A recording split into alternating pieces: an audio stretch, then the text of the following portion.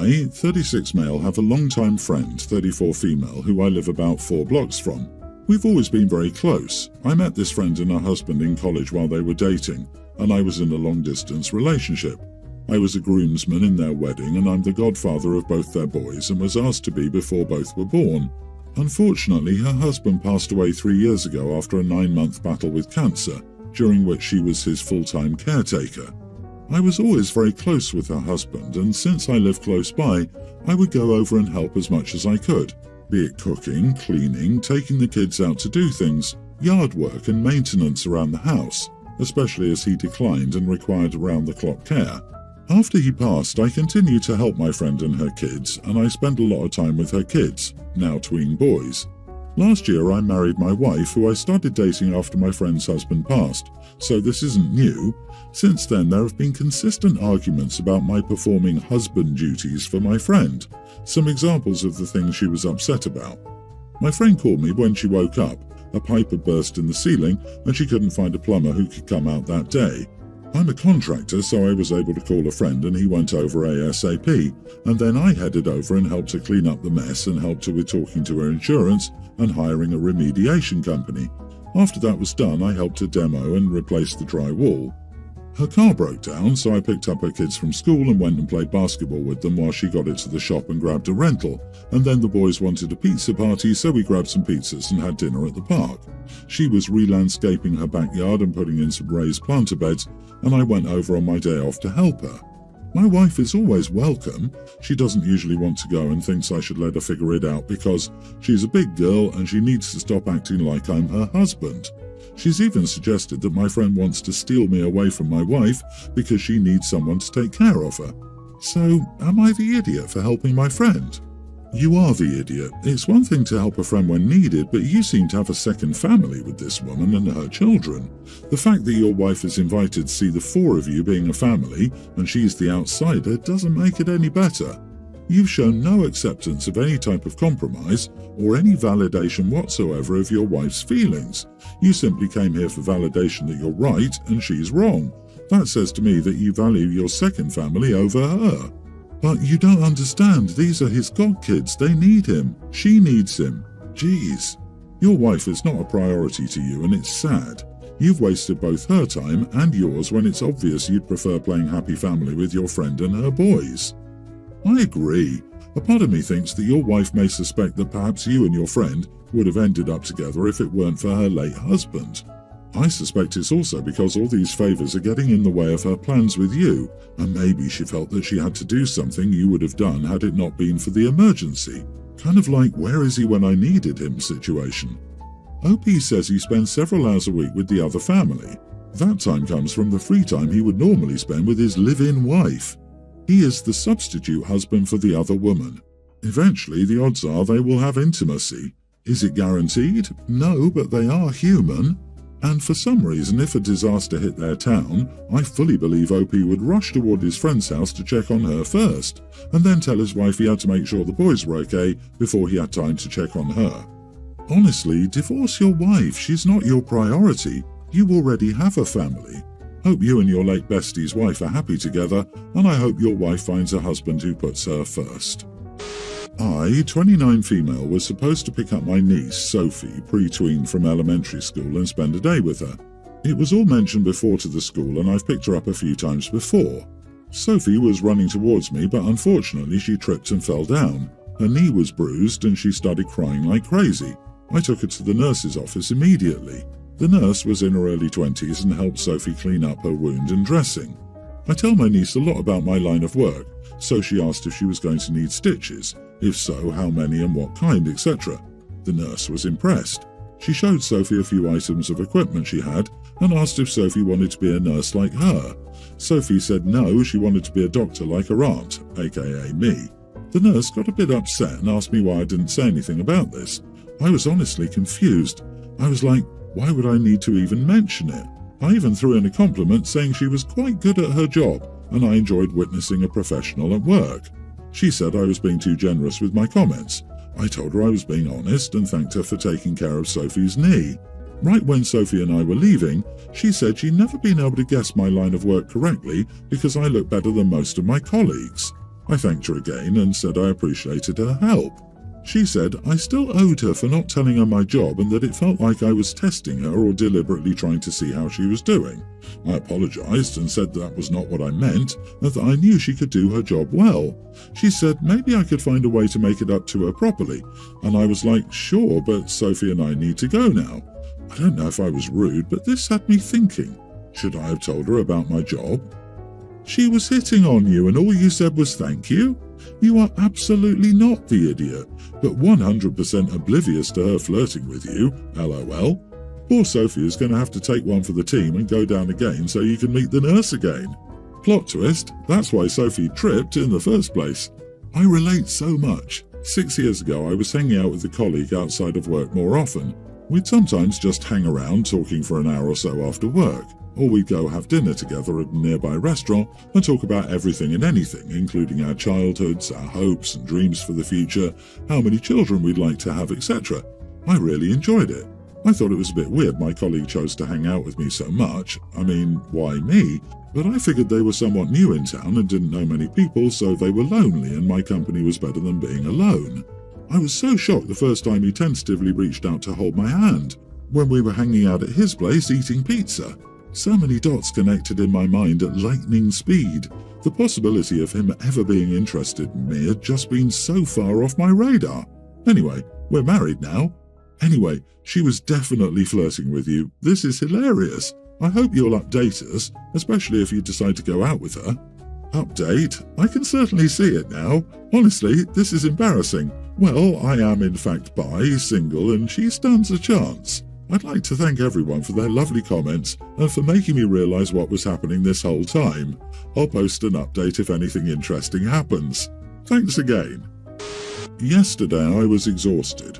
I'm 3 weeks from my due date, but my maternity leave doesn't start for another week. So I came and sat down on the couch and didn't want to get up for any reason. My son, pre-tween, asked me to play with him, but I said I had no energy. He asked if I was hungry, and truthfully I was, so I said yes, but I was too tired to cook. My son offered to make me something to eat. I thanked him and told him to ask my husband to watch him in the kitchen because he's too young to use kitchen appliances on his own. He came back with my stepson, a young teen, saying that my husband was busy and asked if his stepbrother could supervise him instead. I said, okay. My stepson asked if I was sick and I said I was just run down but would be okay. They made me some veggies and rice. I'm still determining how much each kid did, and I thought all was well. I felt much better after eating and was able to clean the kitchen. That night my husband asked me why I asked his son to make me something to eat. I said I didn't, he was just watching my son. My husband said my stepson did almost everything for him because he was worried he would get hurt, and my stepson was in the middle of a school assignment when my son interrupted him. I said I didn't know that he was busy. He didn't tell me that. He didn't have to help my son when he asked. My husband said my son told my stepson I was sick, so he stopped his assignments and didn't want to be rude. I ended up snapping at him that maybe he should have come out to check on me when my son asked him for help. He said that had nothing to do with the situation and my kid isn't your servant. I was so angry and told him to screw off and not talk to me the rest of the weekend. I made pancakes for breakfast. My husband hates pancakes, for myself and the boys, but he just made himself an omelette and didn't say anything. The thing is, my stepson must have said something to him or he wouldn't have even known they cooked for me, so my stepson must honestly feel wronged. Am I crazy? Was I unreasonable to let my son ask my stepson for help? I feel like I'm in the Twilight Zone. Not the idiot. I can understand why your youngest son said you were sick. He probably thought you being run down and exhausted was you feeling unwell. I'd recommend talking to your stepson, letting him know that you found out he did almost all the cooking and thank him for helping you when you needed it. Let him know he is appreciated and make sure he's okay. The husband wants this pre-tween to be able to pick apart the nuances of an adult saying they're run down from responsibilities versus I am sick due to an illness. It's a child. They see their parents unwell, so all they can assume is that they're sick. The real kicker is that the young son most likely told Dad that Mom was sick, and Dad never once bothered to check on his very pregnant wife until after dinner was made and eaten. Props to the young teen for caring enough about his stepmom that he helped out. The husband is a complete idiot that is covered in dingleberries. Hope he is not the idiot and the kids are angels. Well, he's already too busy to check on his potentially ill wife, so why the heck would he care when the baby's born? Opie, your husband is trash. I'm sorry you're about to have that man's child. If your husband, the man who got you pregnant, was so damn concerned about his teen having his homework interrupted, then your husband could have taken a few minutes to make you a damned omelette or something, because it sounds like he can prepare food for himself. My parents had a daughter before me, Summer. She was born and made it only to 5 weeks. I was born 2 years later, and her memory was very strong throughout my life. My parents weren't great parents to me because they were still in heavy grief, and it made our relationship complicated. I remember they cried on her birthday every year, and they also cried on most of mine, and she was mentioned at every celebration. I remember wanting to hear more about her for a while, but at some point all the mentions of her were too much. It felt suffocating and I felt less important. When they'd meet new people, Summer was the child they mentioned first and the one they talked most about. Someone would ask what grade I was in or how old I was, and they'd say Summer would be in 4th grade or Summer would have been 13 today. When I graduated high school, I asked my parents not to mention Summer during the celebration. We had a dinner with family and a couple of my friends, but not a full-blown party, and they were so angry at me for wanting Summer forgotten. I took some time from them in college but was racked with guilt, and we ended up back in touch. I got married to my husband Cale last year, and now we're expecting a girl.